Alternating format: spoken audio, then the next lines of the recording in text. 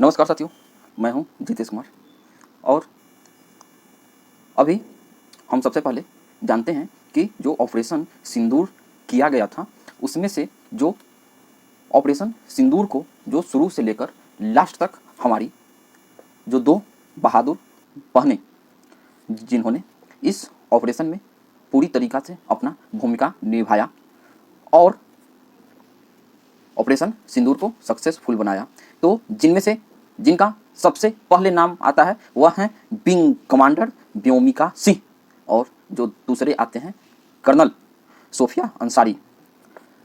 अब हम जानेंगे कि आप लोगों से बार बार हमारे पास क्वेश्चन आ रहा था कि क्या जो आतंकवादियों को भारत के अंदर बैठे हुए जिहादी तथा पाकिस्तान में हमारे एयरफोर्स और कर्नल के द्वारा जो ऑपरेशन किया गया और इसमें जितने भी जिहादी मारे गए, तो क्या वह जन्नत जाएंगे? जन्नत के मतलब अपने भाषा में स्वर्ग और जहन्नुम के अपने भाषा में नर्क। तो अब यही है कि जो भी आतंकवादी मारे गए वह जन्नत जाएंगे या जहन्नुम जाएंगे। तो हम बताएंगे कि जन्नत जाएंगे या जहन्नुम जाएंगे। इसके बाद हम आगे चलकर अपने वीडियो में करते हैं, लेकिन हम उसमें जानना चाहेंगे कि कितने जगह मिसाइल अटैक हुए, कितने लोग मरे। तो मैं अभी जितने भी जानकारी हमारे पास पहुंची है उसमें से हमने 11 ठिकानों पर यहाँ से मिसाइल भेजी थी। हम लोगों को सिर्फ मिसाइल भेजे थे हम लोग पाकिस्तान के सीमा क्षेत्र के अंदर इंटर नहीं हुए थे। और पहले हम लोग जब भी इस तरह के ऑपरेशन करते थे तो यह ऑपरेशन सिर्फ, क्योंकि ज़्यादातर पिछले 2 ऑपरेशन सर्जिकल स्ट्राइक हमने किए तो ये पीओके के अगल बगल तक हम लोग सीमित रहते थे, लेकिन इस बार हमने पंजाब के दूर दराज इलाका भागलपुर, साथ ही साथ खैबर पख्तूनख्वा के मस्जिद में बम मार के पूरा तरीके से धुआं वहाँ पर हुआ है। एक अनुमान के मुताबिक अभी तक टोटल जितने भी मृतकों की संख्या है वह 150 के लमसम बताए जाते हैं। अब पूछा जाएगा कि क्या यह 150 के 150 आतंकवादी थे? तो आंसर है हाँ, क्योंकि जब पिछले सप्ताह मतलब जिस दिन उन्होंने पहलगांव में हमला किया था उस दिन के बाद हम लोगों ने भारत से एक पाकिस्तान के अंदर फॉल्स फ्लैग न्यूज़ पहुंचाने का काम किया। न्यूज़ को देखते हुए वहां के आईएसआई मतलब वहां के जितने भी फौजी थे उन लोगों के मदद से जितने भी आतंकवादी के लॉन्च पैड थे वह खाली करवा दिए गए थे और खाली करवाकर एक मस्जिद के अंदर जाकर उन लोगों ने छुपा दिया था। और जितने मस्जिद में जाकर छुपे उन सभी में हम लोगों के पास पुख्ता इंटेल थी कि वहीं पे यहाँ से पीओके से लॉन्च पैड खाली करवाने के बाद वहीं पे जाके सारे के सारे आतंकवादी छुपे हुए हैं। जिस मदरसा और मस्जिद का संचालन मुख्य रूप से हाफिज सईद और जितने भी आतंकवादी संगठन हैं, जिसमें से सबसे बड़ा आतंकवादी संगठन वहाँ के जैश लश्कर तैयबा और इन सब के जितने भी लोग हैं, इन सब के जो मेन हेड हैं, जो मेन चीफ है आईएसआई, उसके आसिफ मुनीर थे। अब होता क्या है कि जब वहाँ से हटाकर मस्जिद में डाल दिया जाता है, हम लोगों के पास पूर्णतः इंटेल आती है। यहाँ से बैलिस्टिक मिसाइल दे दनादन जब स्टार्ट किया गया तो मात्र 15 मिनट के ऑपरेशन में मात्र 4 मिनट के ऑपरेशन किया गया और उसमें से जितने भी जिहादी थे सारे के सारे जिहादी कहाँ पहुँच गए?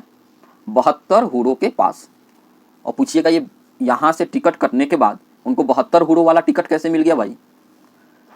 लेकिन यहाँ एक लोचा हो जाता है, वो लोग 72 हुरों के पास पहुँच ही नहीं पाते हैं।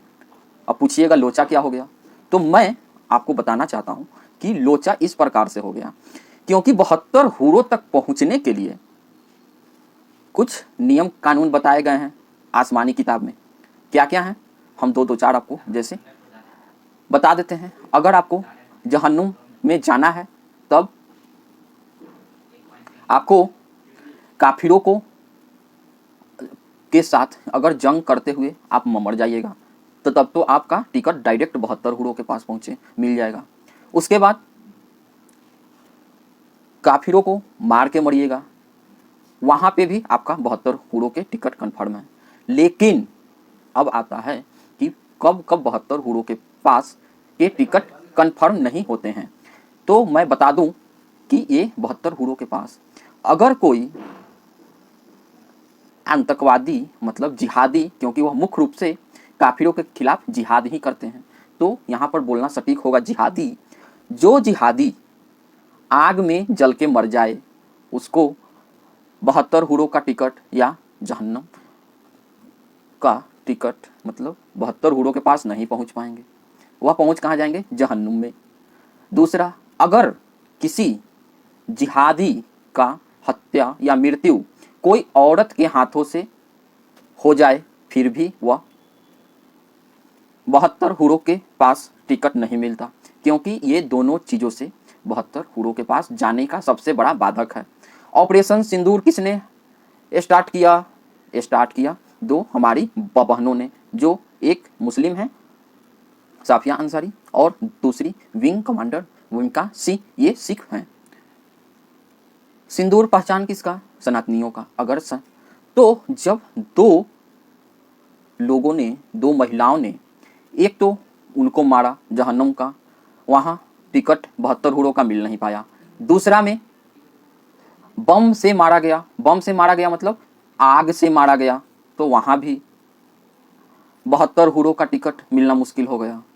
जिहादियों, ये भारत जो है ना, मारता जो है बड़ा सोच समझ के मारता है। अब आप पूछेंगे क्या कोई हिंदू महिलाएं नहीं थी मारने के लिए क्या?